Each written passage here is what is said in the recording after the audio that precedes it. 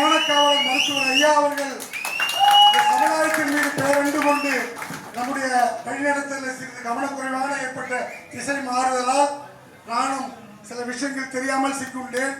இதை நம்முடைய வேட்பாளர் மேலாள் சட்டமன்ற உறுப்பினர் ஆரம்ப அனைத்து இந்திய அண்ணா திராவிட முன்னேற்ற கழகம் காலம் தொட்டு ஜெய அணி ஜா அணி இருக்கும்போது சேவல் சின்னத்தில் போட்டியிட்டு அதிலிருந்து தான் ஏற்றுக்கொண்ட தலைமைக்கு விசுவாசமாகவும் எந்த விதமான எதிர்பார்ப்பும் இல்லாமல் இயக்கத்தை இந்த மாவட்டத்தில் மண்டியை வழிநடத்தியவர்.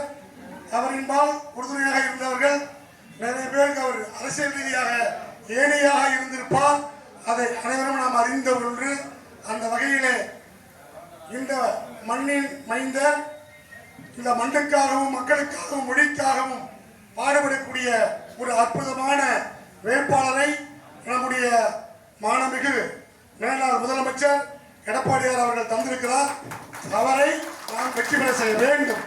அந்த வெற்றிக்கான இலக்கு நம்முடைய பாட்டாளி மக்கள் கட்சியில இரு பெரும் குழுக்களாக இருந்ததால் அது ஏதோ சற்று சூதாட்ட விளைவாக நேற்று 3 மணிலிருந்து 4 மணி வரைக்கும் எனக்கு மிக அழுத்தமான காரணங்கள்லாம் ஏற்பட்டது. எப்படியாவது என்ன வேட்பாளராக நிற்க வைக்கிறதுக்கான அத்தனை முயற்சிகளையும் மேற்கொண்டாங்க. அதை தவிர்த்து அண்ணன் வெற்றி பெற வேண்டும்.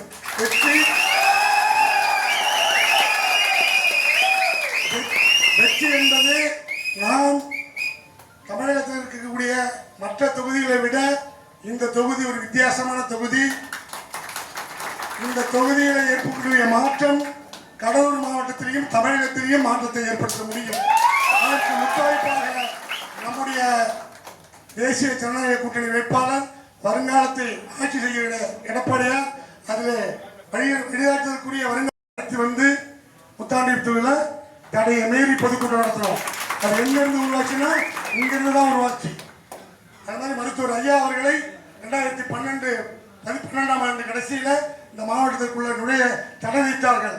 அப்போது சின்னையா வந்து எங்க ஆலோசனை பண்ணாங்க, இந்த இடத்துல தான் ஆலோசனை நடத்தி அந்த ஒரே நாள தடையை மீறி முறியடித்து சட்ட ஒழுங்கு பிரச்சனையை தவிடுபடியாக்கி அன்னைக்கே தடை உத்தரவை நீக்கி சீஃப் செக்ரட்டரி ஆர்டர் போட்டு அதுக்கான இலக்கை பயணித்தது இந்த இடம்.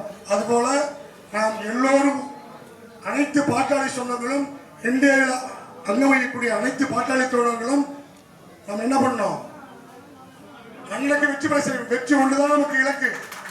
சூழ்ச்சி வரும்.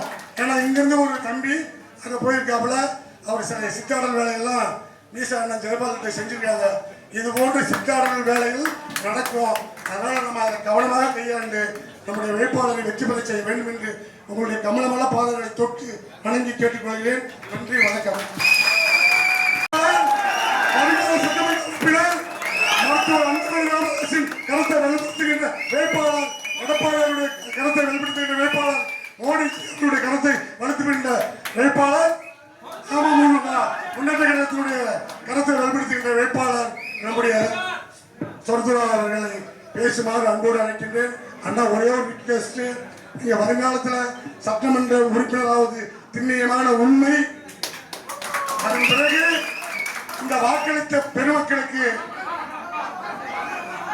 ஏற்கனவே இந்த தொகுதியில இப்ப சிட்டிங் எம்எல்ஏ இருக்கக்கூடிய அவர் செய்ய இயலாத காரணங்களை வாக்குறுதிகளை எல்லா வாக்குறுதிகளையும் அண்ணன் நிறைவேற்றுவார். அதை நிறைவேற்றுவதற்கான அதிகாரம் என்ன வேணும், நமக்கு மக்களாட்சி வேணும். அந்த அதிகாரத்தை நாம் மருத்துவர் சின்னையாவுடைய அறிவுறுத்தின்படியும் மருத்துவர் ஐயா வழிகாட்டுதலின்படியும் அவருக்கு உறுதுணையாக நின்று தேர்தலிலே கடமாற வேண்டும் என்று கேட்டுக்கொள்கிறேன். அண்ணன் அவர்கள் உரையாற்றுவார்.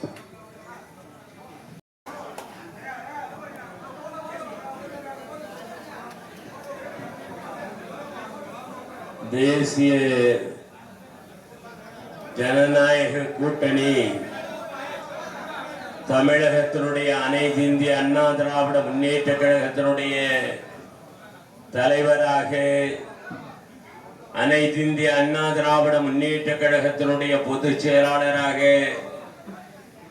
நாளை உங்களுடைய உழைப்பால், ஆற்றலால், விசுவாசத்தால் இந்த நாட்டினுடைய முதலமைச்சராக வர இருக்கிற அருமை அண்ணன் எடப்பாடியார் அவர்களுடைய மேலான ஆணைக்கிணங்க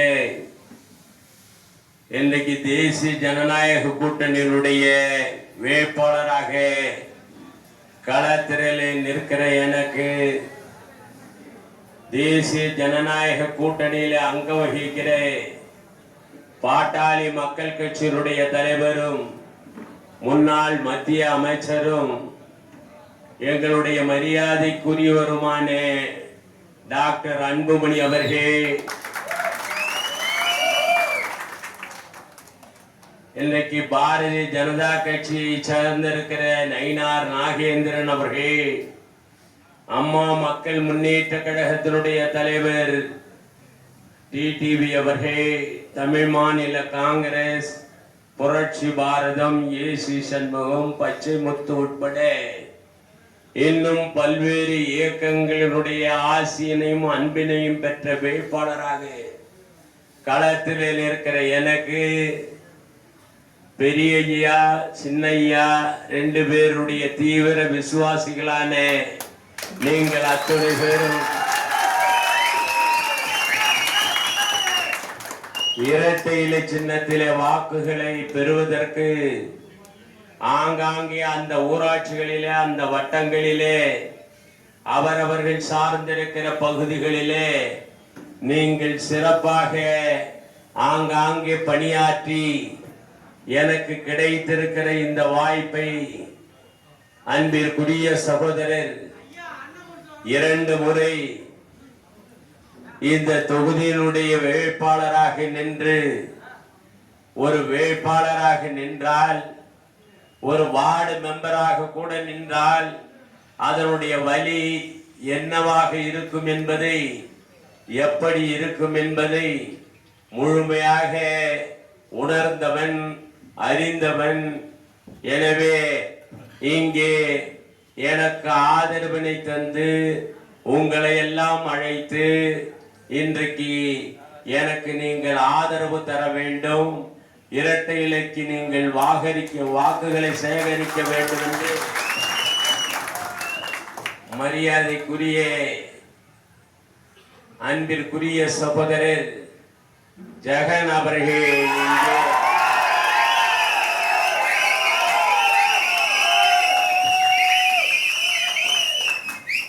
விட்டு கொடுக்கிற மனப்பக்குவத்தோடு இன்றைக்கு அனைத்து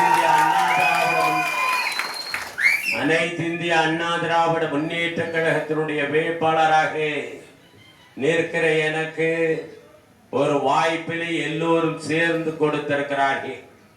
ஜெகனோடு மட்டுமல்ல, இங்கே இருக்கிற முன்னாள் சட்டமன்ற உறுப்பினர் அன்பிற்குரிய கோவிந்தராஜ் அவர்கள், இன்னும் பல பேர் இன்றைக்கு கூட்டணியில கூட இன்னும் சிலர் இந்த தேர்தலில் நின்று வெற்றி பெறக்கூடிய வாய்ப்பு இருந்தாலும் கூட அருமையண்ணன் எடப்பாடியாரும், அருமையண்ணன் பாட்டாளி மக்கள் கட்சியினுடைய தலைவர் சின்னையா அவர்களும் ஒற்றுமையாக இருந்து எனக்கு ஒரு வாய்ப்பினை தந்திருக்கிறார்கள்.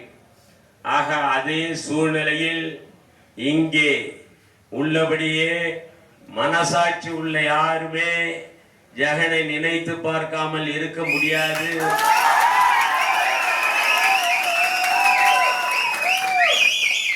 எனவே அந்த வகையிலே எப்பொழுதும் என்னிடத்திலே தொடர்ந்து நல்லிணக்கமாக, நண்பராக, உற்ற தோழராக, இது ஏதோ நீங்கள் எனக்கு ஆதரவு தர வேண்டும் என்பதற்காக அல்ல, எப்பொழுதுமே என்னுடன் நல்ல முறையிலே நண்பராக இருக்கக்கூடிய ஆற்றலை பெற்றவர். ஆக அவருக்கு வயது இருக்கிறது, அவருக்கு கண்டிப்பாக எதிர்காலத்திலே ஒரு நல்ல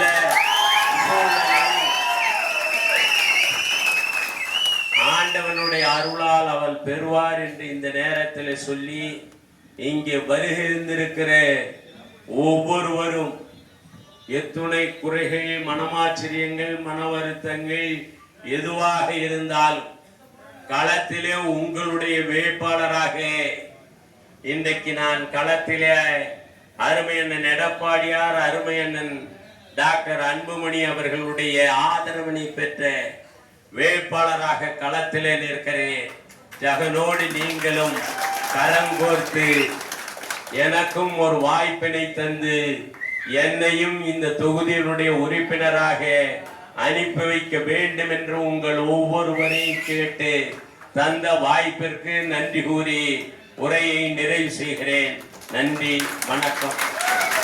அனைவரும் வேட்புமனு தாக்கலுக்கு இங்கேதான் நெய்வேலி நகரிலே வட்டம் 9 எனவே அருள் கூர்ந்த அனைவரும் அங்கே வேட்புமனு தாக்கலிலேயும் கலந்து கொள்ளுமாறு அன்போடு இந்த நேரத்தில் கேட்டு வாய்ப்பிற்கு நன்றி கூறி நிறைவு செய்கிறேன்.